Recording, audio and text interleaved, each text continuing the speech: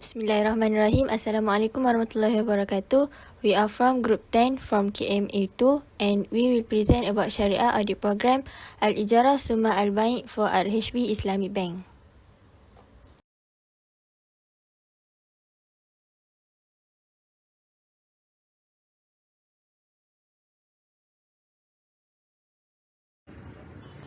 First, we go to the introduction to AITAB. AITAB is an acronym for Al-Ijarah Summa Al-Bank. It is one of the newest and most advanced Islamic hire purchase offering from Malaysian Islamic banks created to satisfy the hire purchase idea and the present demand from clients who are mostly interested in vehicles. AITAB or hire purchase transaction is a common law contract where the owner leases goods to their hire who can return or purchase the goods upon completion of the agreed terms. A hire purchase transaction is a lease where the buyer has the option to buy at the end of the contract but must meet all conditions during the contract period. The contract is a rental agreement where the intention is to hire without using the provided options. When the rental contract exists, the ownership of the property is the lessor and the ownership will change to the lessee when both parties agree to do that. This means that hire purchase is when an owner of the goods can let his ownership of the goods to the hire for a credit payment, right? The hire also can buy the goods if they want to do so. This option exists for the exercise at the end of the rental period or within the rental period. In this case, the price that need to pay is the purchase where it should be determined based on the provisions in the hire purchase agreement. In conclusion, ITAB is a hire purchase facility which enables the customer to rent an asset or good and then buy the asset back from the bank at the end of the lease period.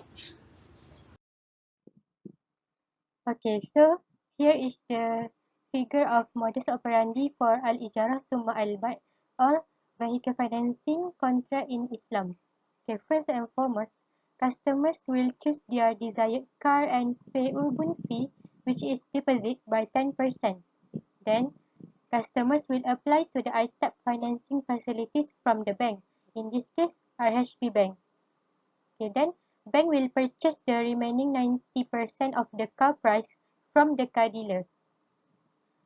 After that, the customer pays the monthly rental price to the bank according to the agreed rate and period.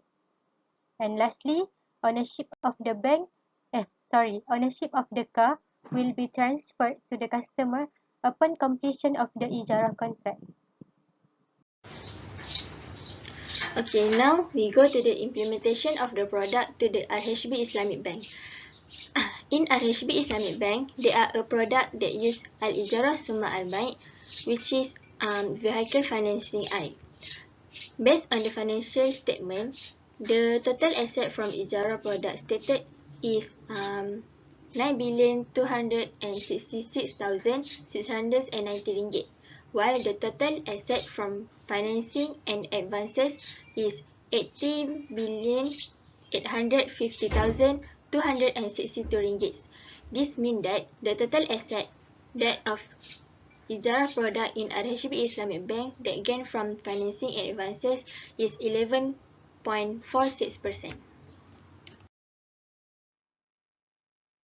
Okay, next we will proceed to the subtopic number 3, which is Sharia Audit Program for Al-Ijarah Summa Al-Bank contract under RHB Islamic Bank. Okay, our testing objective is the information about the product disclosed in relevant manner. For this testing objective, we refer to two audit criteria, which are B&M Policy Document on Information Disclosure, or to be specific, we refer to Ijarah, Wa'ad and Wakalah Policy Document. Second audit criteria is internal manual and SOP. Okay, there are three key controls that we listed here. First, the information about the product is disclosed adequately and in a relevant manner. Next, comment or advice and sign-off is obtained from the relevant second line of defense parties prior to the approval process. And lastly, approval is sought from the relevant authorities, including Sharia Committee and B&M prior to launching of product. So the audit test for this three key control is to review structure of products against guidelines issued by SAC BNM and minutes of meeting of SC, which is leasing and bank contracts. Then, review the advice given by relevant parties prior to the approval process. And lastly, review the approvals of products by respective approving authority, including approval by the Sharia Committee. Next, we move to the testing objective 2, which is the fees and charges being charged transparently. So for the audit criteria, we put 3. Number 1 is BNM fees and charges guideline. Number 2, Sharia Committee resolution on fees and charges. And the last one is internal manual and SOPs. So from the audit criteria, we put the 3 key control in this testing objective. So number 1 is the product disclosure sheet reflects fees and charges. Then approval by Sharia committees. And the third one is the system appropriately reflects the requirement on fees and charges. So from the key control, how we want to test it, we put the number 1 is we should review PDS on term and condition and compare it with the website. Which is we must do the review, relevant legal documentation, ensure product working committee, endorsement to being properly signed off. Then for the key control approval by Sharia committee, we test it by review documentation that being approved by SC and board. Then the last one, examine the system, whether the system impose the charges accurately, and review sample to ascertain if the charges correctly applied. So testing objective number 3, wakalah contract has been executed during transaction. For the audit criteria, we use guideline on wakalah BNM policy document, then Syariah committee resolution on wakalah, and the last one is internal manual and SOP. So what about the key control? We put the evidence of a valid wakalah contract in the agreement between customer and the bank, and next, the term and condition of wakalah contracts is aligned with Sharia principle. So for audit test for both of them, for the key control of evidence, we put the review agreement between customer and bank for evidence of wakalah contract. And for the audit test for the next key control, we put to test verify the term and condition of wakalah contract, whether it is aligning with Sharia principle or not. Next, testing objective number 4. Rental payment is correctly charged.